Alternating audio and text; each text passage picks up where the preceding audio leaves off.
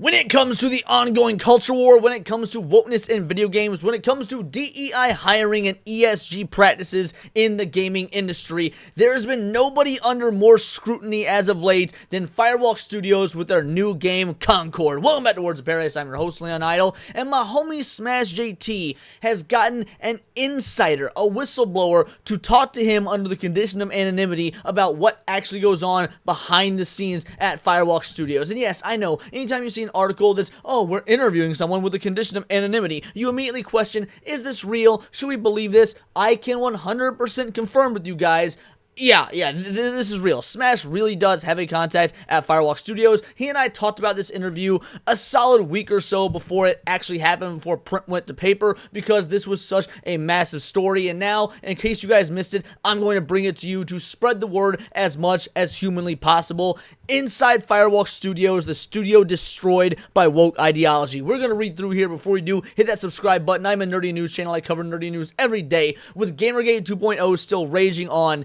this is going to offer fascinating insight into what is actually going on when it comes to the political ideologies, the pandering, the woke mind virus, and everything that you could possibly imagine that we've been speculating on for so long that is going on behind closed doors with this Sony-owned studio. In the midst of the colossal failure of live service hero shooter Concord, I've been in communication with someone who'd like to remain anonymous, someone with some seriously wild inside knowledge at Firewalk Studios, and they've courageously stepped forward as a whistleblower to reveal the reality of a toxic, ideologically driven culture that is insidiously infected and ultimately wrecking Sony's once promising studio. And were they really once promising? I get it. You gotta really, play it up for your journalism, and I respect smashjt for doing this, but there hasn't been a promising studio since, 2012, so, I don't know. To me, that's going a bit far, but what do I know? I'm just some normie plebeian, alright? The whistleblower, fed up with the industry's downward spiral, sheds a bright light on the disturbing world within Firewalk Studios, the progressive takeover. Firewalk Studios, originally part of Probably Monsters, was acquired by Sony after working with them on several promising projects. The studio, which once prided itself on innovation and inclusivity, has taken a sharp turn towards extreme progressive ideologies.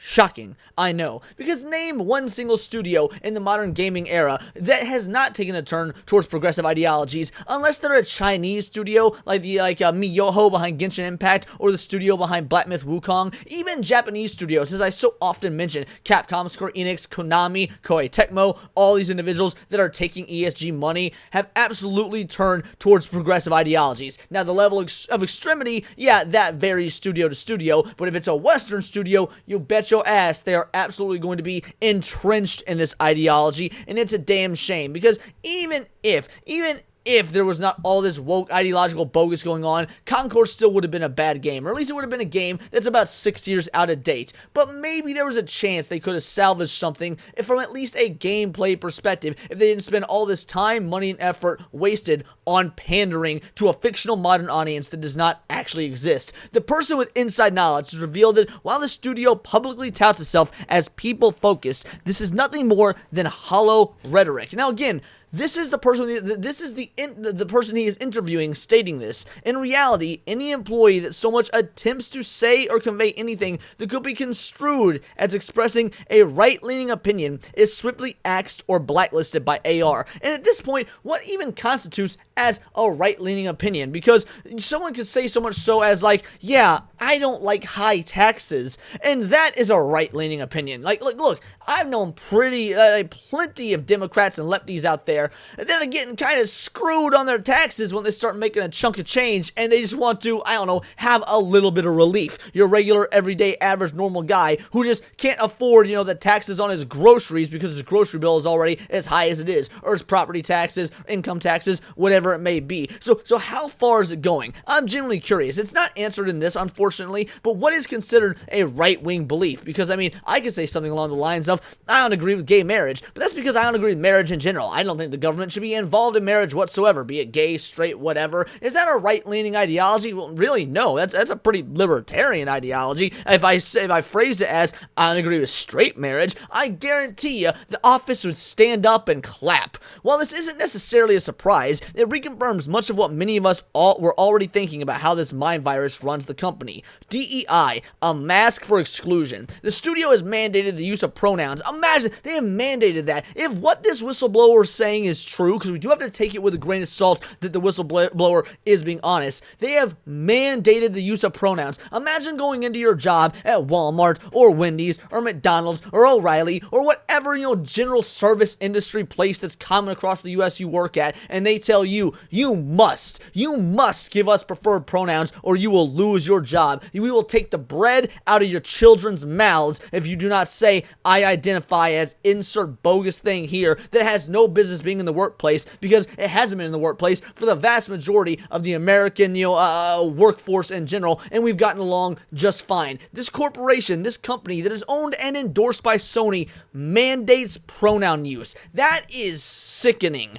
And embedded diversity, equity, and inclusion into every facet of its company culture. According to insight given to me, HR has openly voiced a desire to reduce the number of straight white men in the studio without fear of repercussions. Well, of course you don't have fear of repercussions, because Sony is, by their own admission, they are a woke mind virus entrenched company. They absolutely loathe the idea of traditional values. So yes, if Firewalk Studios, who is now owned by Sony, can get away with firing people or getting rid of people or just finding a way to weed them out just for being straight white male, of course they would be ecstatic to do that, because according to their weird twisted worldview, straight white males are the absolute essence of everything wrong with the world. Now, there's absolutely no statistics to back that up. It's just individuals with a victim complex whining because they couldn't get ahead on their own skill, because they don't actually have the skill. They would rather go ahead and just use word salad, lip service, and appeal to emotion to try and get jobs or try and get positions that they don't actually qualify for. But in the modern day era that focuses on equity instead of equality of opportunity, yeah, that is of course what you're going to get. I don't doubt for a moment that they don't even shy away from these talking points if this company is as infested as this whistleblower seems to make it out to be. Great job to smashjt, by the way. I just gotta give a massive thank you for being able to score an interview like this. Well done. This is shedding massive light. And created special Slack channels for women only. Imagine if it were the other way around. Imagine if you had men-only Slack channels. Actually, I can't imagine what would happen with that, because I remember when there were some Slack channels for Dungeons & Dragons, and they wanted to do a male-only D&D campaign, and Slack shut them down. D&D Beyond shut them down. D&D Beyond said that if you were trying to create male-only online D&D spaces, you would be barred from the website for exclusive behavior, but they were A-okay with women doing it. It was literally only pointed at men. So yeah, I can 100% believe this, and this is disgusting practice regardless of which gender you decide to point it at. And with in other minority groups only, make an even more divisive work environment, fostering exclusion rather than inclusion. I wonder if this whistleblower, claims they're a they, them or something just so they can keep their job, even though that's probably not the case, but they feel like they have to do it. They had to put on this facade day in, day out of being some sort of trans or LGBT member or whatever, just because if they don't do that,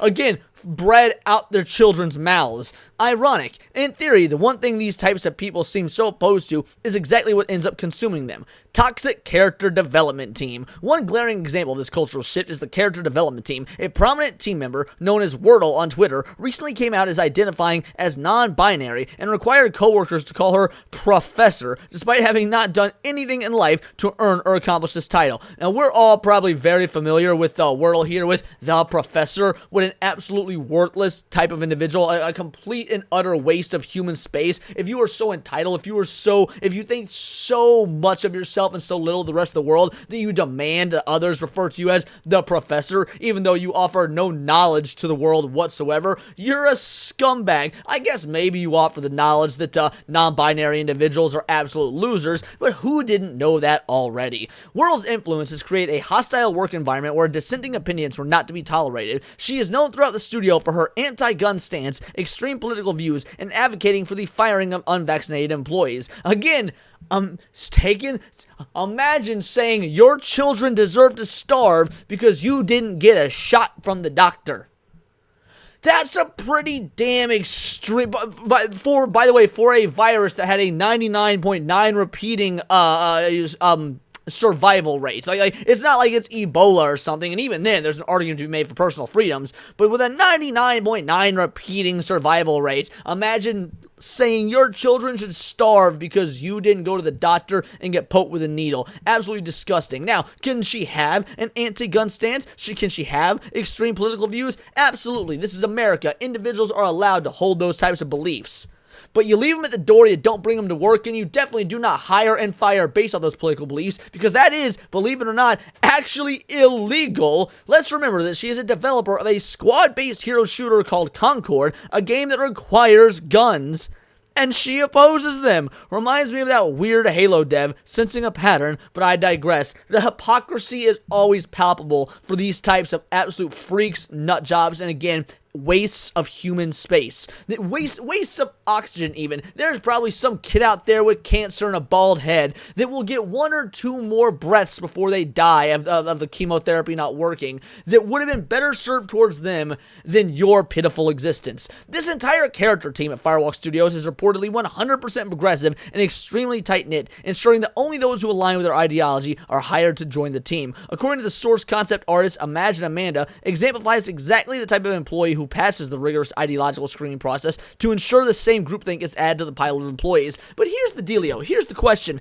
You are not allowed to ask how people voted. You're not allowed to ask what their political ideologies are, what their beliefs are in any sort of interview process. Again, that is actually illegal. So when they are hiring people for Firewalk Studios, how do they know what your political stance is if they're not asking these questions? What somebody should do is try and get a job there and just record your interview and pose as one of these like hard-hitting leftist ideologues and see if they ask questions like, who do you plan on voting for come this November, and then leak that recording out there. That would be one hell of an idea, because yeah, if you're trying to hire and only keep people in your tight-knit group with the same political ideologies as you, that would mean you would need to know their ideologies out the gate, off the rip. And how would you know that if you had never even spoken to them? Guys, this article goes on and on, but we're already a ways in. I mean, we got a toxic echo chamber where the whistleblower adds the culture of Firewalk Studios is marked by a complete lack of humility and incredibly fierce echo chamber.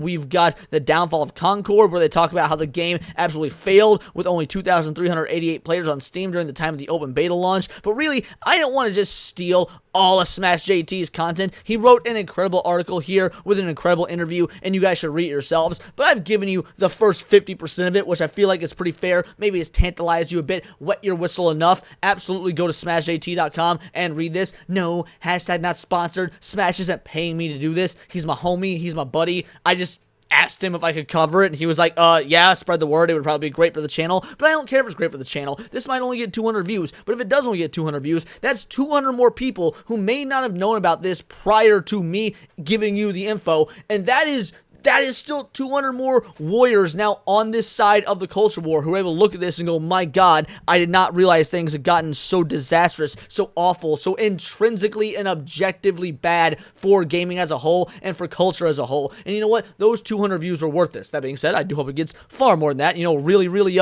get this video out there. This is a massive story. But yes, after this, after you're done watching, go to smashjt's website and actually read the rest of the article, because it is absolutely insane. But I want to know your thoughts, so let me know in the comments down below, or let me know on X, where you can find me at Bolt the Word. And please do subscribe. I am a nerdy news channel. I cover nerdy news every day. Not always about the gaming space, but anime, movies, music, Magic the Gathering, you name it. Check me out on Instagram at wordsofparadise_Leon and become a member for $4.99 a month. You can join the Discord, choose the articles I react to on a day-to-day basis, choose the videos that I respond to on my Friday night live streams, and of course, get involved with over 80 other vital idols. We are a bright, beautiful, glowing, vibrant community that I cannot wait to grow even further, because we do care about diversity, but only one kind of diversity of thought. So if that's up your alley, join the Discord, hit subscribe, and until next time, it is all here in the Nerdosphere. This has been Words of Paradise.